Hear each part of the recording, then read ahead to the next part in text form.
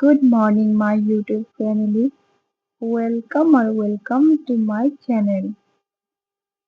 যদি আপোনালোকে মোৰ চেনেলত নতুন হয়, মই ADRE 3.0 গুৱাহাটী হাইকোৰ্টৰ এক্সাম আৰু DHSৰ এক্সামৰ কাৰণে প্ৰিপাৰেচন কৰি আছো। আজিৰ পইণ্টটো হৈছে কিবা পাবলৈ কিবা হেৰুৱাব নহয়, অৰ্থাৎ বহুত কষ্ট কৰিব লাগে। মই জনাও যে মই হাউচৱাইফ হয় আৰু মই মোৰ সপোন পূৰণ কৰিব বিচাৰো। মই মোৰ ঘৰৰ কাম-কাজ আৰু সপোনৰ মাজত ভেদাভেদ কৰিব মন নাই। আৰু মই এইটোও জানো যে মোৰ অধ্যয়ন, মোৰ শিক্ষা সেইটো এটা এনেকুৱা চাবি যাৰ দ্বাৰা মই নিজৰ ভৱিষ্যত সলনি কৰিব পাৰো। সেয়েহে মই এই সময়খিনিত বহুত কষ্ট কৰিব বিচাৰো যে মই নিজৰ গ'ল অতি সোনকালে আচিভ কৰিব পাৰো। যদি আপুনিও কিবা কৰিব বিচাৰে তো আপোনাৰ সপোনবোৰ সঁচা কৰিব বিচাৰে তেন্তে ট্ৰাষ্ট কৰক, সঁচাকে সপোন পূৰণ হয়। আপুনি কেৱল প্ৰতিটো খোজ লক্ষ্যৰ কাষ চাপিবলৈ সৰু সৰু ষ্টেপ আগবাঢ়ি থাকক। কেৱল নিজৰ যুদ্ধখন সদায় কৰিব লাগিব, জেদী হ'ব লাগিব। এতিয়া কি হৈ আছে গম পাইনে? আমি বহুত কমফৰ্ট জোনত আছো আৰু তাৰ পৰা বাহিৰ ওলাবই নিবিচাৰো। কিন্তু এনেকুৱা কেতিয়ালৈকে চলিব? কেতিয়ালৈকে আমি নিজকে মূৰ্খ বনাই ৰাখিম? আমি জানো যে আৰাম নামৰ একো বস্তু নাই। আৰু গম পাই ফ্ৰেণ্ডছ, ষ্টাডি ষ্ট্ৰাগল একদিনৰ নহয় যে কেৱল একদিন পঢ়িব। ময়ো জানো যে এই ষ্ট্ৰাগল অলপ লং প্ৰচেছ। মই সদায় এনেকৈ প্ৰিপেয়াৰ হ'ব লাগিব, সদায় নিজকে মটিভেট কৰিব লাগিব। আমি হাৰ মানিব নালাগিব, আমি নিজৰ গোল আচিভ কৰিব লাগিব। আমি জীৱন জীয়াব লাগিব, আমাৰ সপোনবোৰক পূৰণ কৰিব লাগিব। আপোনালোকেও জানে যে এইটো ইমান সহজ প্ৰচেছ নহয়, কিন্তু মই মোৰ সাহস হেৰুওৱা নাই। মই সুখী কাৰণ মই নিজৰ কাৰণে কিবা কৰি আছো। মই নিজৰ কাৰণে নিজৰ সপোনবোৰৰ লগত জীয়াই থাকিবলৈ কষ্ট কৰি আছো, কাৰণ মই জানো নিজৰ সপোনৰ বাবে আগবাঢ়িব লাগে। কাৰণ মই বহুত কিবা কিবি পাবলৈ মন আছে, সেয়েহে কিবা হেৰুৱাবৰ নহয়, বহুত কষ্ট কৰিব লাগিব, সকলোবোৰ কৰিব লাগিব।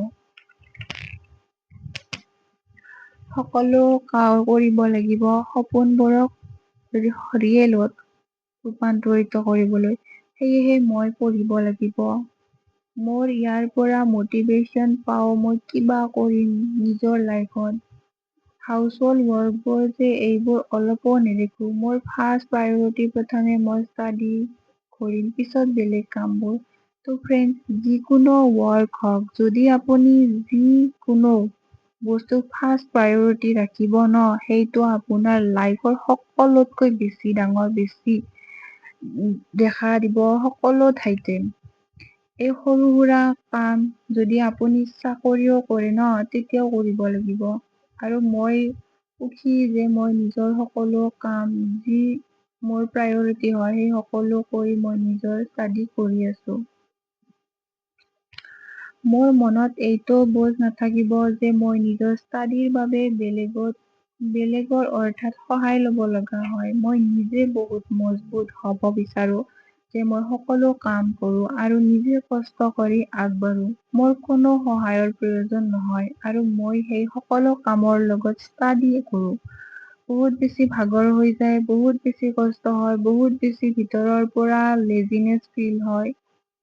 যে অলপ আৰাম কৰো, পিছত মনত পৰে যেতিয়ালৈকে চাকচেছ হৈ নাযাও ন, তেতিয়ালৈকে আৰাম নামৰ একো বস্তু নাই। আৰু এতিয়ালৈকে কি কৰি আছো?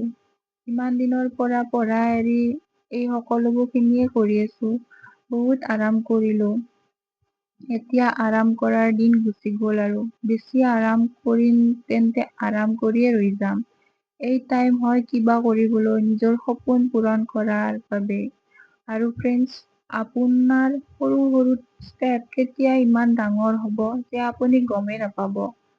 এতিয়া যে কষ্ট কৰি আছো ন, এই কষ্ট এদিন ৰিজাল্টৰ পিছত সৰু যেন লাগিব। সেই দিনৰ অপেক্ষাত, তাৰ কাৰণে ইমান কষ্ট কৰিব লাগিব। আৰু নিজকে হয় মই আচিভ কৰিম, এই বিশ্বাসটো ৰাখি কাম কৰিব লাগে। মই নিজে ভাবো মোৰ এই জাৰ্ণি হয় কষ্ট কৰি পুনৰ কৰিব লাগিব। কষ্ট কৰি যাব লাগিব সদায়।